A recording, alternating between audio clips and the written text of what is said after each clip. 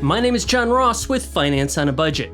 Earlier this week, I did a video on the not so obvious reasons why you're broke. I had so much material, I simply stripped this video's content out and created a part 2 video for you, Rapid Fire Edition.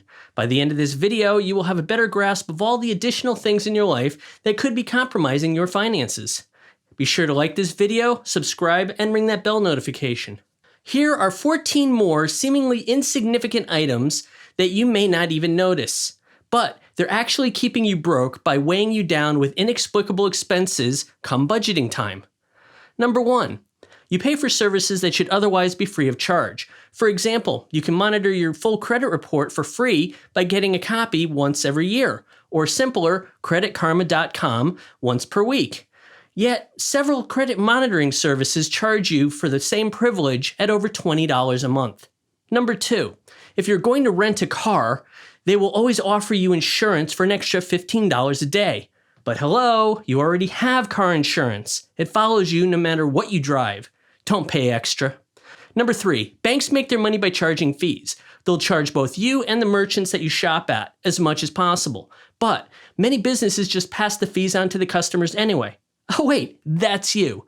Number 4, you overpay your taxes throughout the year. And I get it, most people don't really understand taxes. I know you like the feeling of starting the year with a huge tax refund. If you don't have the discipline to save all year, it can be tempting to let the government do it for you. The problem with this line of thinking is that you're giving the government free money. They invest it and earn interest that could have been yours. Number 5, speaking of taxes, Intuit's TurboTax. Even if you click on the Google ad that advertises free, it will still end up charging you between $65 and $150 to file your taxes because it won't include things like student loans for free. And that's almost everybody. But I'll bet you didn't know they actually make truly free software too, based on the exact same name brand software. Go to filefree.intuit.com and you won't be charged anything for filing your taxes. Nothing. Number 6, you join too many clubs.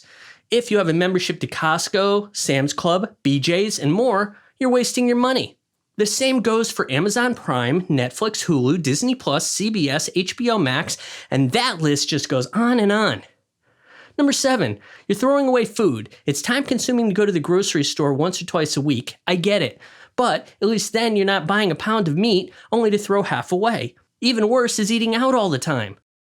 Number 8, you lack patience. Merchants love taking advantage of our impulse to spend money. It's easiest to see this concept with movies. If you want to see a movie on opening night, you're paying the highest possible price. If you wait until the $5 Tuesday, you can still enjoy the hot new releases, but you're prudently letting your instant gratification give way to delayed gratification. Number 9, you're actually oversaving. Don't save so much that other items go unpaid. You're much better off pacing yourself. Pay your monthly bills, pay down some old debt, save responsibly, and give yourself some spending money. Your ongoing budget will allow you to average your spending month to month. Once you learn to budget better, you can make better choices based on what happened 1 year ago during the same month. If you really have extra money, like tax time or inheritance, then save or invest. Number 10, you're not returning or exchanging unwanted purchases. The issue is inconvenience. Combat that mentality by having a small return box where you can toss those Amazon purchases from last month that turned out to be junk. Then, once a month, you can head down to Kohl's, Staples, or the UPS store and just return them all at once.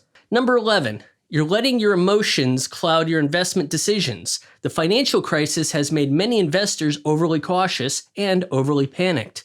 We are taught that green is good and red is bad. So we tend to buy stocks when they're on the rise, not when they're down. This should have the opposite effect on you. Buy when stocks drop, sell when stocks are high. But if you're investing for the long haul, it really won't even matter. If you put your money into EFTs, you will get an average return of about 6 to 8% per year every year. Number 12, you don't have a will.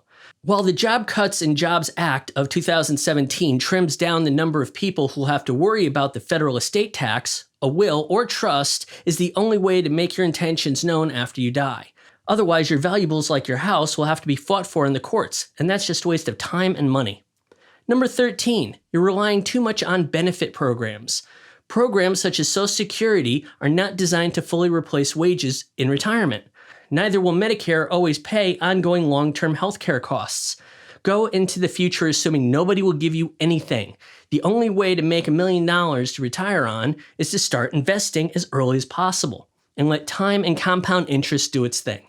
Number 14, you have a gambling, nicotine drug, or other addiction.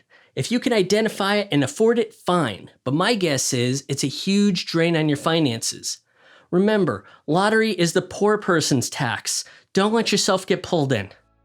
If you like this style of rapid-fire content, please let me know in the comments below. I can certainly do more videos like this one. Be sure to subscribe, give this video a like, and ring that notification bell. Thanks for watching.